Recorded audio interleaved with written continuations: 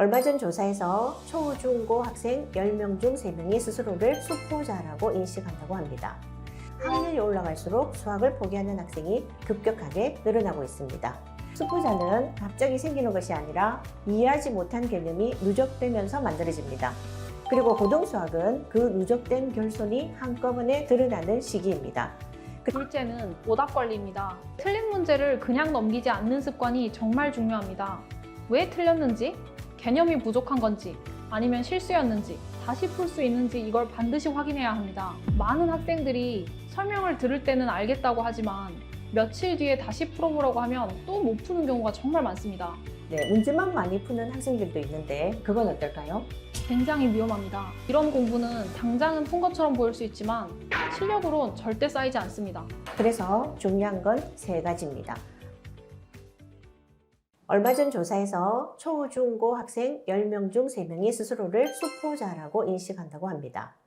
그런데 수포자 비율이 초등학생은 17.9%, 중학생은 32.9%입니다. 고등학생은 무려 40%로 학년이 올라갈수록 수학을 포기하는 학생이 급격하게 늘어나고 있습니다. 왜 이런 일이 생기는지, 그리고 초, 중등 때 무엇을 해야 고등 가서 무너지지 않을지 수미사 평촌관 송혜영 선생님과 함께 이 문제의 핵심을 짚어보겠습니다. 선생님 안녕하세요. 네, 안녕하세요. 초등학생과 중학생들 중에서 수포자가 저렇게 많다는 사실이 참으로 놀랍기도 합니다. 우선 수포자가 생기는 가장 큰 이유는 뭘까요? 한마디로 공교육의 구조적인 문제입니다. 학교는 한 교실 안에 상위권, 중위권, 하위권이 다 섞여 있는데 같은 속도로 수업을 합니다. 결국 상위권은 따라가지만 하위권은 이해 못한 채 계속 누적됩니다. 그리고 더 큰 문제는 이해 못한 상태가 쌓이면서 질문조차 못하게 된다는 점입니다. 수학은 특히 앞 내용을 이해 못하면 뒤는 절대 따라갈 수 없는 과목입니다. 그래서 어느 순간부터는 포기로 넘어가게 됩니다. 결국 수포자는 갑자기 생기는 게 아니라 누적의 결과입니다. 네, 그럼 수미사에서는 어떻게 대응을 하고 있을까요? 진단 테스트로 먼저 학생의 현재 위치를 파악하고 수준에 맞게 칠판식 정규반 또는 개별 클리닉 맞춤반으로 배정합니다. 그리고 학생에 따라 추가 과제물이 나가기도 하고 개별 보강을 하기도 합니다. 필요한 경우에는 개별 클리닉 맞춤식 수업까지 병행하면서 결손 없이 따라가게 만드는 게 핵심입니다. 네, 학교 수업에서는 학생 상황별로 이렇게 개별 맞춤형 대응을 하기가 어려운 게 현실입니다. 그럼 가장 중요한 질문입니다. 초, 중 때 뭘 해야 고등에서 무너지지 않을까요? 핵심은 2가지입니다. 첫째는 구조 이해입니다. 공식을 외워서 푸는 학생은 고등 가면 무너집니다. 왜냐하면 고등 수학은 문제가 조금만 바뀌어도 공식 암기만으로는 풀 수가 없기 때문입니다. 그래서 공식을 단순히 외우는 것이 아니라 왜 그런지 이해하고 어떤 구조로 연결되는지 보는 공부가 필요합니다. 둘째는 오답 관리입니다. 틀린 문제를 그냥 넘기지 않는 습관이 정말 중요합니다. 왜 틀렸는지, 개념이 부족한 건지, 아니면 실수였는지, 다시 풀 수 있는지 이걸 반드시 확인해야 합니다. 많은 학생들이 설명을 들을 때는 알겠다고 하지만 며칠 뒤에 다시 풀어보라고 하면 또 못 푸는 경우가 정말 많습니다. 그래서 오답 노트를 통해 다시 처음부터 스스로 풀어보는 습관이 중요합니다. 이 습관이 초, 중등 때 잡혀있지 않으면 고등에서 무너질 확률이 매우 높습니다. 네, 그러면 결국 공부 습관이 제일 중요한 거네요. 네, 맞습니다. 여기서 잠깐! 고교생 3,522명 조사 결과 시험이 끝난 뒤 시험지를 어떻게 활용하느냐가 향후 실력을 가르는 핵심 변수인 것으로 나타났대요.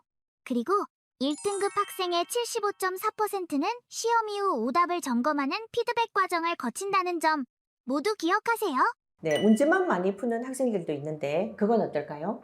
굉장히 위험합니다. 이해 없이 많이 풀면 숫자만 바꿔 적는 식의 공부 찍기식 풀이, 구조 없는 풀이가 됩니다. 예를 들어 교재에 나온 풀이를 보고 이해 없이 그냥 숫자만 바꿔서 적으려고 하거나 길이를 눈대중으로 판단하거나 아니면 직각처럼 보이면 90도로 놓고 푸는 식입니다.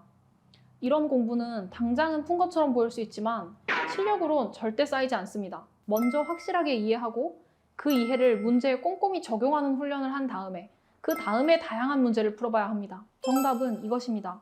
많이 풀면 된다가 아니라 제대로 이해해야 한다입니다.